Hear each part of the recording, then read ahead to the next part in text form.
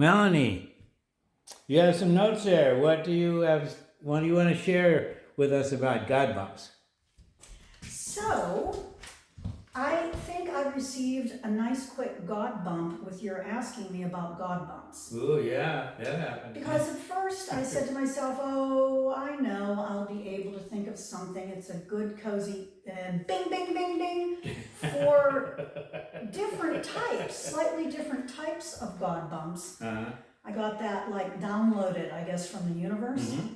And I'm going to say them chronologically. Okay. So the first one was, I was in my early 20s and I was hired to direct and choreograph at the American Musical Theater Festival in Washington, outside of Washington, D.C. Mm-hmm. And you know, when you're in your early 20s, you'll work like a dog, then you'll get up and you'll work even harder.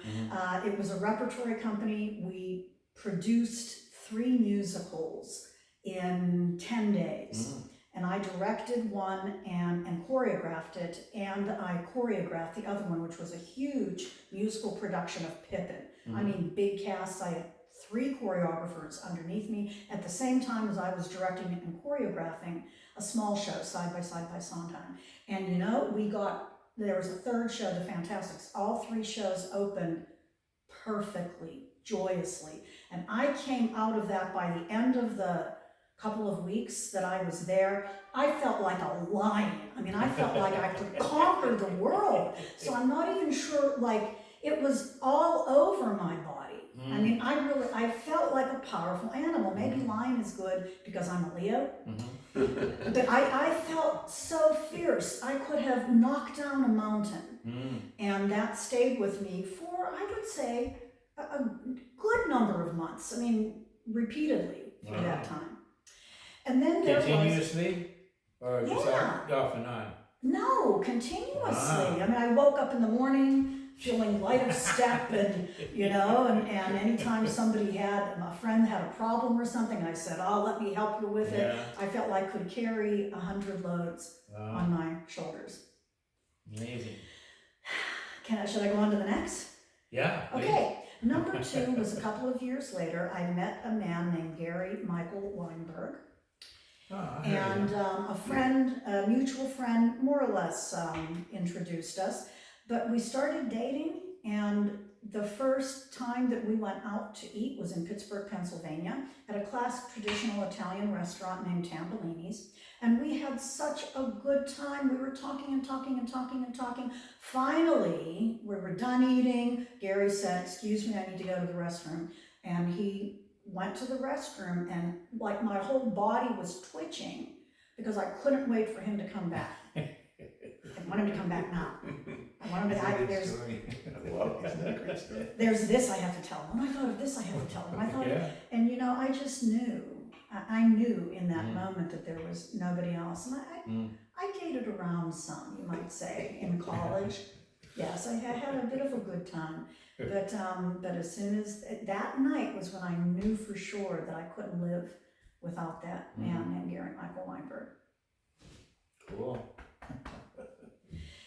And then the next one, I was on theater arts faculty at American River College in Sacramento for 10 years.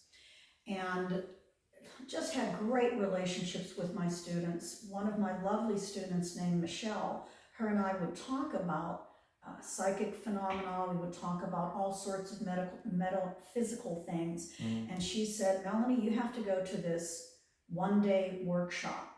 What is it? It's in meditation.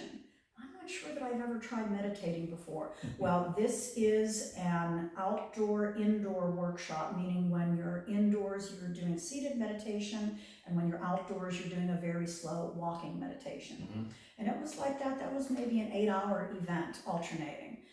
And the seated meditation was really tough. I had a very difficult time getting my mind to relax. My back would get cramped, etc., etc.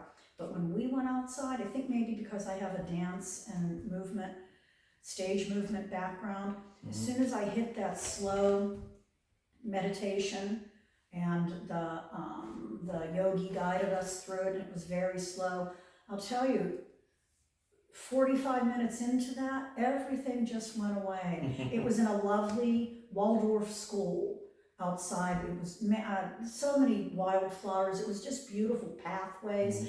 And just walking through that, I loved it. I hated for it to be over. We did the seated, but I got my Jones back on the walking meditation. I got that feeling again. And what I want to end with the GodBumps, by the time that 8 hours was done, I don't even know how to explain this. I've got to try to remember the feeling. Everything was heightened. Colors, and I love colors to begin with. Colors were more beautiful. Food tasted better. I mean, I feel like I'm saying this and it almost sounds like I was stoned. I wasn't stoned.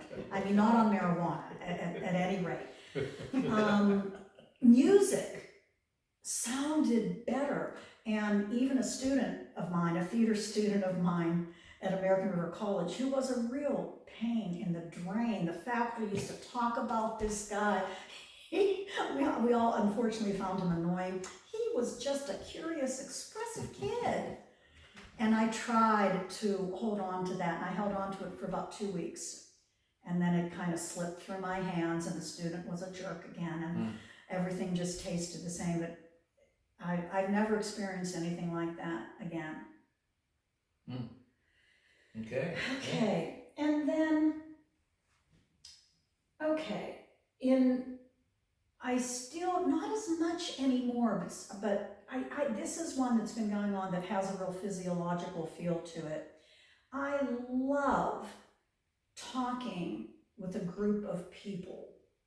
And I mean in a circle, so everybody shares in one conversation. It makes me edgy when, say, people are going out to eat and there's 10 people and these people have a conversation and these people have a... I don't like that. I don't even really enjoy it. I want everybody to be sharing that communal experience of conversation. It just... because that's when real sharing comes in and real support and usually real laughter and whenever that happens, my stomach rumbles. I mean like an engine.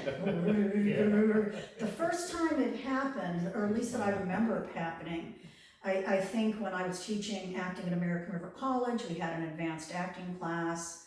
That man, Gary Michael Weinberg, was in it. And we would go out after every class. Most of the class would go out. We would get a big table in an Italian restaurant. We're talking never under 8 and usually 12 to 14 people. But it was a long rectangle and we all talked as a group. I can still remember, that was decades ago. That was in the 1990s. I can still remember some of those conversations and my stomach was just... Again, at first it was, am I having indigestion?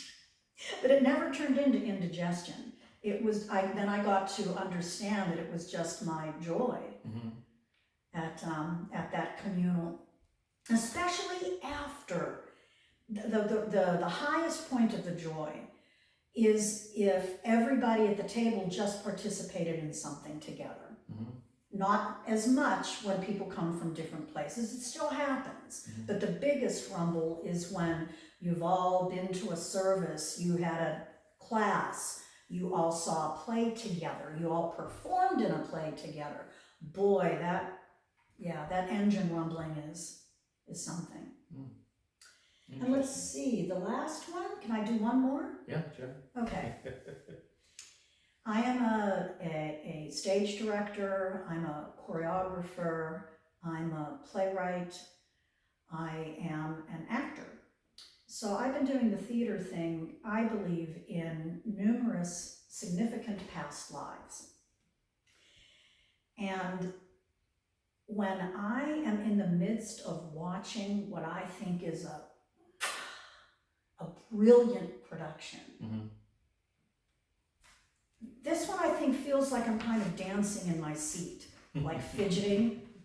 My head, my eyes are completely still, but the rest of me is going and going. It's just, as a director, as an actor, pulling off a fabulous production is hard. I mean, it's really hard. You can go to the best theaters in the country, Mart Taper Forum, Los Angeles Theater Center, even on and off Broadway sometimes, Oregon Shakespeare Festival, the best places where theaters produced, and not have that amazing production that hits on all burners. Mm-hmm. But when it does, oh man.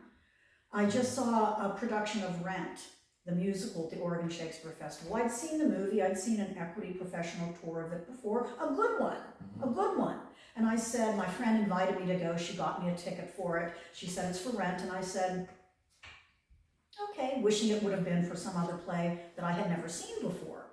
So I went in not expecting much, and maybe that helped, but oh, it was a beautiful production, and my whole insides were going, and it's a breath thing, like, when the song is done, when the light cue that ends perfectly with the music, it's a rock and roll rumble and a breath thing. And I'm gonna end, if I can just give one other quick one, this is very quick.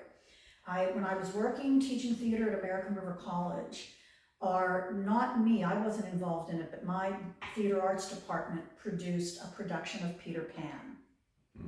And if you're familiar with Peter Pan, those actors fly. They're hoisted with gear. There's one family called the Foy family, that it's a family business. It's been going on for, I'm gonna say maybe a century now. And they train their children and their children to fly actors safely. So my American River College hired the Foy family. They came in and they strung up the actors and rehearsed with them and everything. So there's a moment in the play when Peter Pan has already jumped through the window of the children, and they're talking, and he starts like hopping around, and he invites them to come with him to Never Never Land. And they say, well, we couldn't fly, could we? And he sings, we can fly. And suddenly that set came apart like shook, and a dark sky with 1,000 twinkly stars and 3 actors flying through the air. And I started sobbing. I started sobbing from joy. In my own theater, this was where I worked. But that perfection, because I know that it took the whole Foy family, it took the director, it took the light designer, it took the set designer, it took the choreographer, the musical director, and those actors. 11 people had to be in perfect synchronization to make that work, not just safely, but brilliantly. Like the first time you're a child and you see a shooting star, or it was that kind of experience. Cool. Again, I'm like crying thinking about it. Yeah, God tears. I just got GodBumps. Oh, Yeah. cool. I've got I'm the getting them GodBumps. right now. Yeah, I've got them right now. I can still see those children flying through the sky. That's magic when art can do that to you. And decades. That was decades ago, and I've got the GodBumps now so much, and I'm ready to cry again. It's my baby. Yeah. Cool. Okay, so for all your GodBumps that you receive, which are your favorite ones?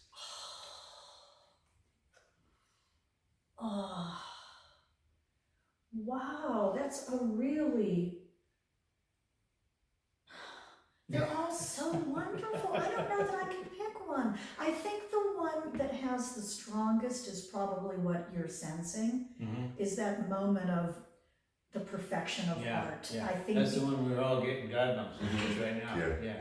it's like I've said, the stomach was from group conversation, and then the whole body was the strength after the show. But this is just such a rush. It's such an unimaginable rush. So if you had to describe the emotion with this last one in words, how would you describe the emotion? Surprise and joy, but really surprise. I think that that's important because you just don't expect to be that knocked off your socks. Yeah, really. And that's where the breath comes in, like, I mean, it was that big of a gasp, and I knew I'd worked worked on that faculty, I knew the Foy family was in there, you know, like I'm a little familiar with the show, but when it just knocks you down like a wave in the ocean, but it's joyous. So I would say surprise and pure joy. Cool. Yeah.